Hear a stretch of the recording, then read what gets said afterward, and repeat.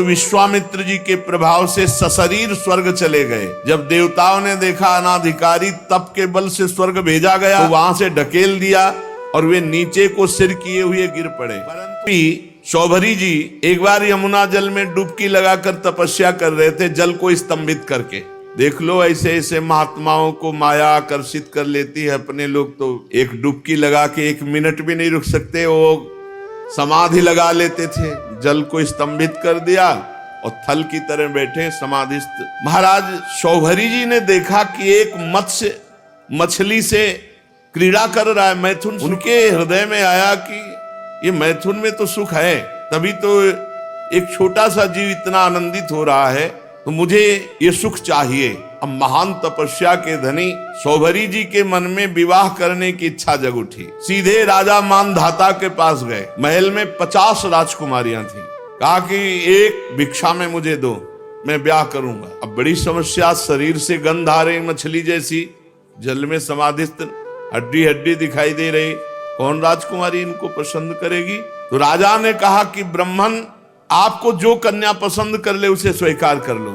शौभरी जी ने राजा मानधाता का अभिप्राय समझा कि तुम मुझे बूढ़े समझकर, कुरूप समझकर ऐसा बोले हो ना, झुर्रियां पड़ गई, बाल पक गए, सिर कंपायमान है, तो सोच रहे होगे कि शौभरी को कौन वरण करेगा। तो अब मैं ऐसा रूप धारण करूंगा कि तुम्हारी 50 की 50 झगड़ा करके हमसे ब्याह करेंगे। राजा से कहा तुम आदेश दो अपनी राजकुमारियों को कि शौभरी जी महल में पधार रहे हैं, जो पसंद करे वरण कर ले पति के रूप में। अब तो ऐसा सुंदर रूप संकल्प से बना, तपस्वी महापुरुषों के लिए क्या दुर्लभ। देख लो, कामना जागृत हुई तो भजन का प्रयोग कहां होने लगा। ऐसा रूप की देवांगनाएं लालायित हो जाएं। शौभरी जी ने अंतःपुर में प्रवेश किया और वहां राजा का दूत पहले ही बोला कि राजकुमारियों, परम तपस्वी शौभरी जी पधार रहे हैं, जो पति रूप में वरण करना चाहे वो वरण कर लें। फिर तो 50 कन्या दौड़ पड़ी शौभरी जी के रूप को देखकर। इतना सुंदर रूप, सबने अपना पति बना लिया। शौभरी जी ने कहा चिंता, 50 चलो, 50 के साथ ब्याह करेंगे। अब वो कन्याएं तो बहुत सुखी हो गई, इतने सामर्थ्यशाली महात्मा पति के रूप में प्राप्त हुए हैं। एक दूसरे से कलह करने लगी और एक दूसरे से कहने लगी ये तुम्हारे योग्य नहीं, मेरे योग्य हैं। ऋग्वेदी शौभरी जी ने कहा 50 के योग्य है, चलो। और अपनी तपस्या के प्रभाव से नई सृष्टि की, महल, उपवन, नगर, सबकी रचना यमुना किनारे की। सौगंधिक पुष्पों के बगीचे, परिपूर्ण कमलों से सरोवर, बगीचों में बहुत सुंदर सुंदर स्थान, महल, बहुमूल्य शैया, आसन, वस्त्र, आभूषण, स्नान, सुस्वादु भोजन, पुष्पमाला, दास दासियां सब प्रकट कर दी तपस्या से।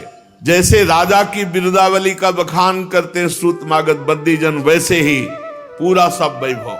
जब 50 से ब्याह करके चल रहे थे तो मानधाता को लग रहा था कि भोजन की व्यवस्था कैसे होगी। तो कहा कल यमुना किनारे आ जाना। तो सप्त द्वीपवती पृथ्वी के स्वामी मानधाता जी ने जब शौभरी जी के तप का प्रभाव देखा तो आश्चर्यचकित हो गए। उनके पास भी वो भोग सामग्री नहीं थी जो शौभरी जी के पास थी। तपस्या, उनका ये गर्व जाता रहा कि मैं सार्वभौम सम्राट हूं। शौभरी जी गृहस्थी के सुख में रम गए, अपने निरोग इंद्रियों से विषयों का सेवन किया।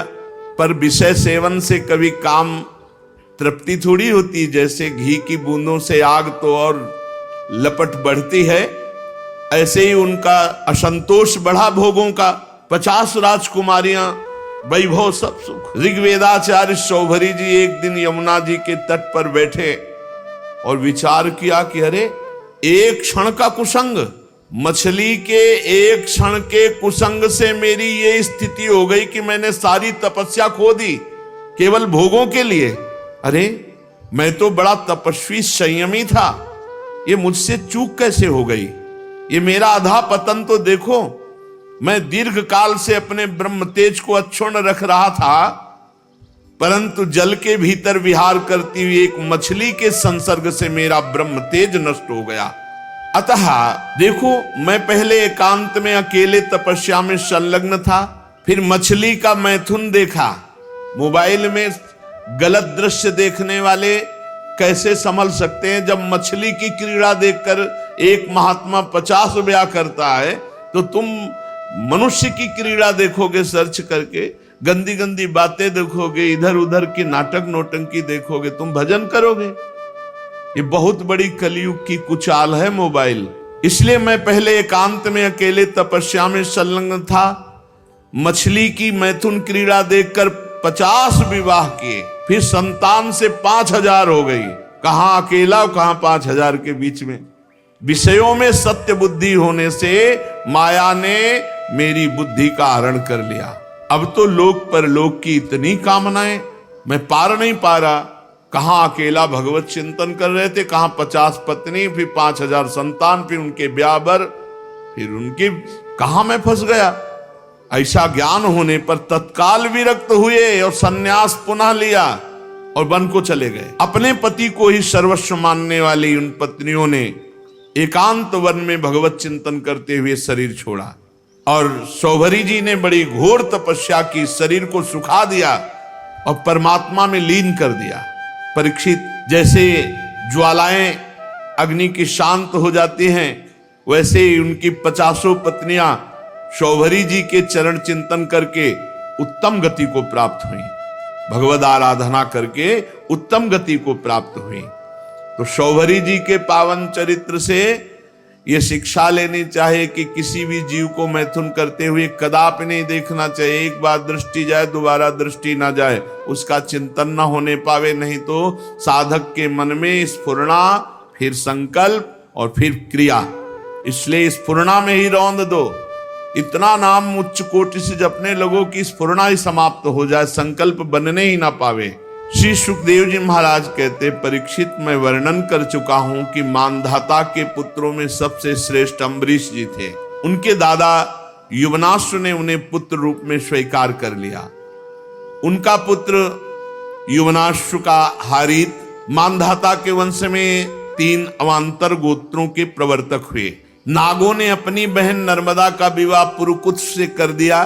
नागराज वासुकी की आज्ञा से नर्मदा अपने पति को रसातल में ले गई और वहां भगवान की शक्ति से संपन्न होकर पुरुकुत्स ने वध करने योग्य गंधर्वों को मार डाला। इस पर नागराज ने प्रसन्न होकर पुरुकुत्स को वर दिया कि जो इस प्रसंग का स्मरण करेगा उसे सर्पों से कोई भय नहीं रह जाएगा।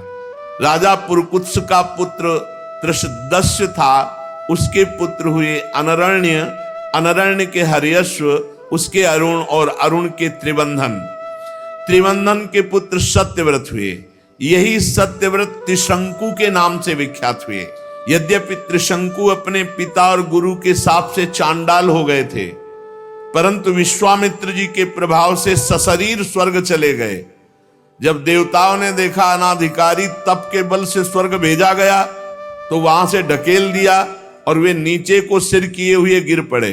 परंतु विश्वामित्र जी के तपोबल से वो आकाश में ही स्थित है।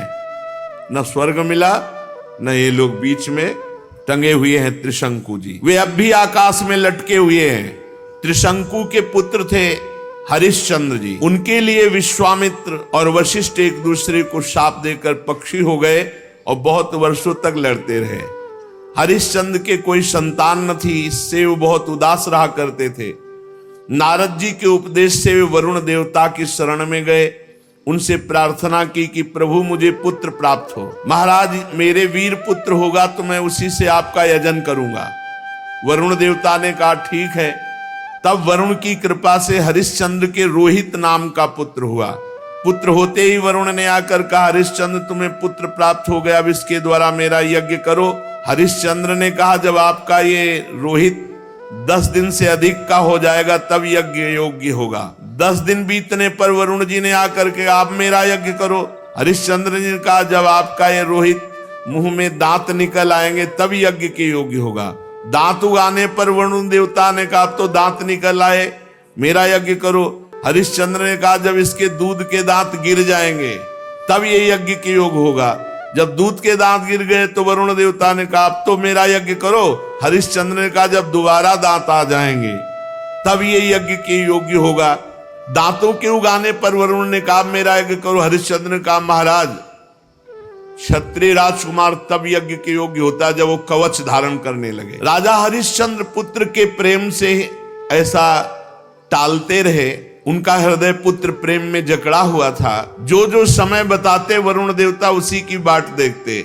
जब रोहित कुंवर को इस बात का पता चला कि पिताजी तो मेरा बलिदान करना चाहते हैं, तो अपने प्राणों की रक्षा के लिए हाथ में धनुष लेकर वन में चले गए। कुछ दिन के बाद उन्हें मालूम हुआ कि वरुण देवता ने रुष्ट होकर मेरे पिताजी पर आक्रमण किया है, जिसके कारण वे महोदर रोग से पीड़ित हो रहे। तब रोहित अपने नगर की ओर चल पड़ा, परंतु इंद्र ने आकर उसे रोक दिया। कहा, बेटा रोहित, यज्ञ पशु बनकर मरने की अपेक्षा है पवित्र तीर्थ और क्षेत्रों का सेवन करते हुए पृथ्वी में विचरण करना। इंद्र की बात मानकर वो 1 वर्ष तक और वन में ही रहे। इस प्रकार दूसरे, तीसरे, चौथे और 5वें वर्ष जहां जाने का विचार करते तो इंद्र देवता कोई न कोई रूप रख कर आते और उसे रोक देते। 6 वर्ष तक रोहित वन में ही रहे।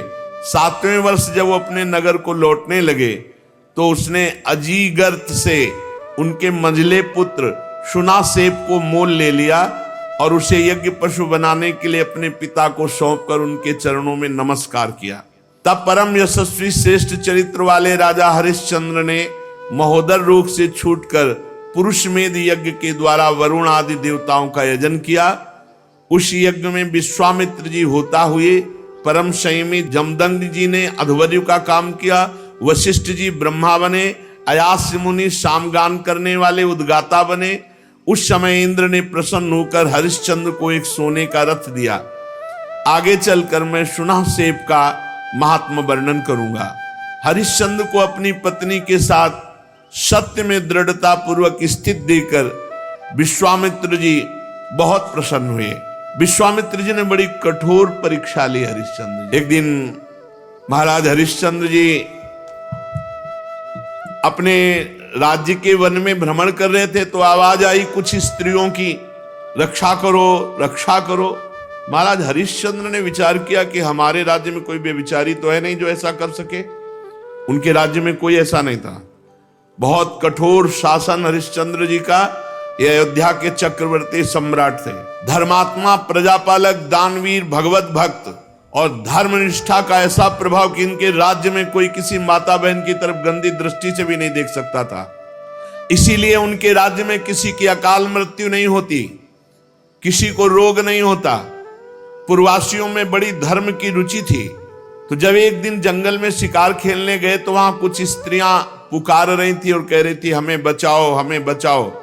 राजा ने शिकार खेलना छोड़कर उनके समीप गए और कहा, डरो मत, हमारे राज्य में ऐसा दुष्ट बुद्धि वाला तो कोई है ही नहीं जो इस अन्याय करके किसी स्त्री को ऐसे, डरो मत। तो शांत हो गई।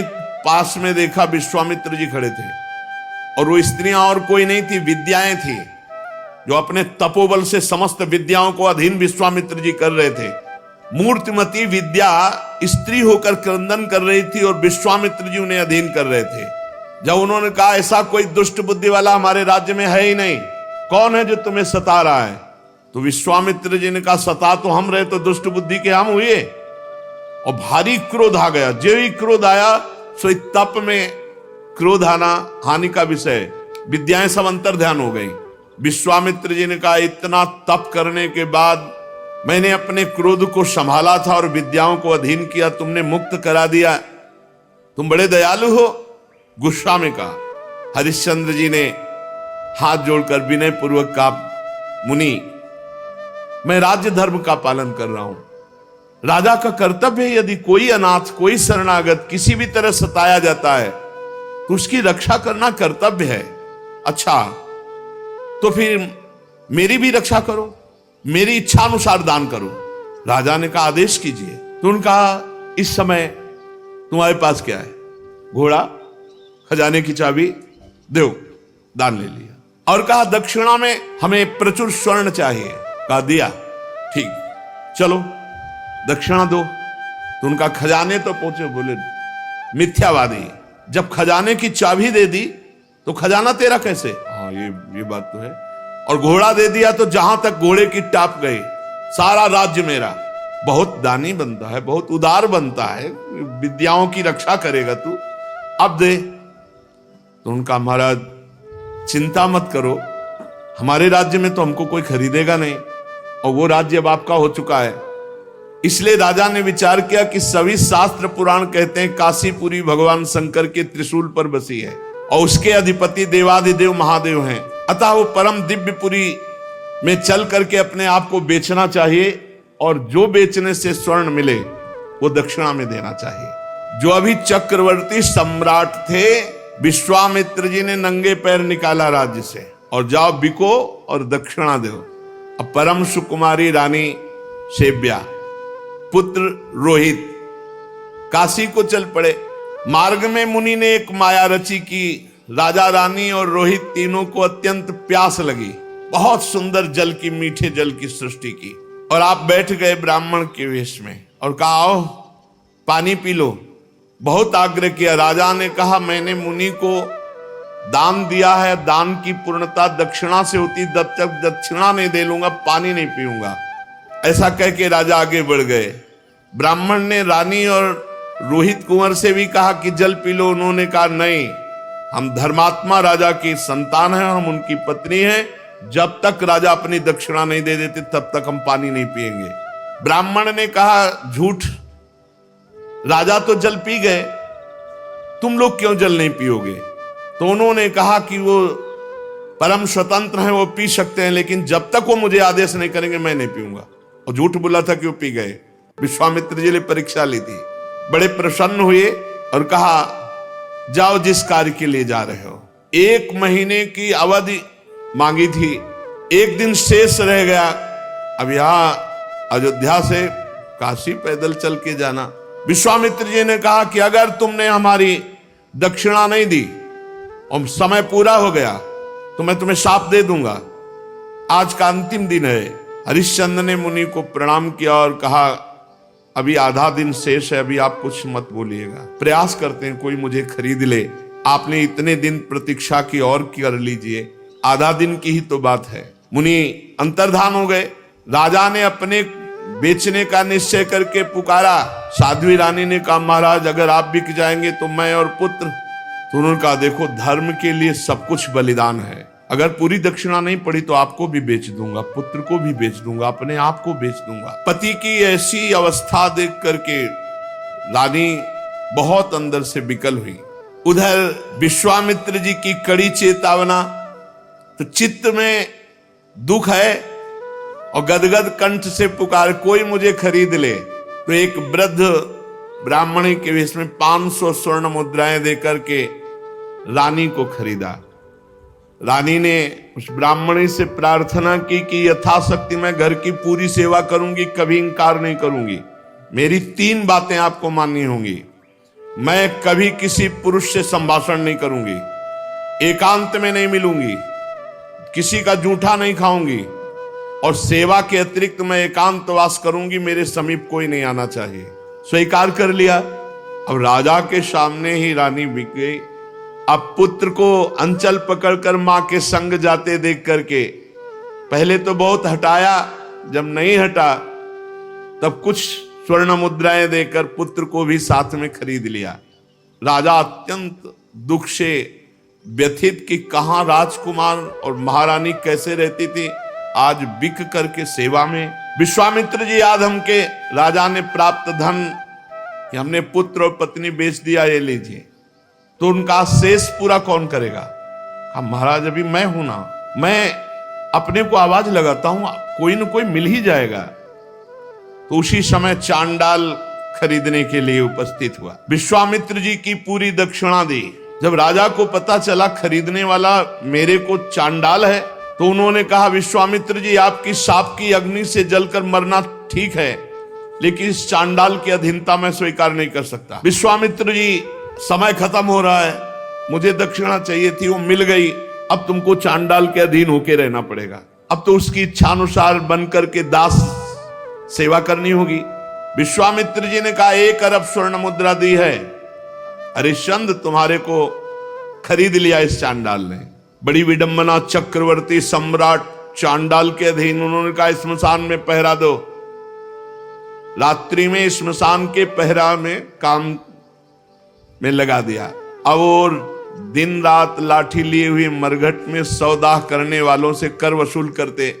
जहां सैकड़ों दासियां सेवा में रहती थी, वहां महारानी दासी बन करके ब्राह्मणी के यहाँ सेवा में झाड़ू लगाना, घर लीपना, जल भरना, ये सब। और राजकुमार रोहित को भी सेवा दी गई थी, पुष्प चयन करके लाओ। विश्वामित्र जी को इतने पे भी संतोष नहीं हुआ। चांडाल की आज्ञा से नादों में जल भरते थे और विश्वामित्र जी उन नादों को फोड़ देते।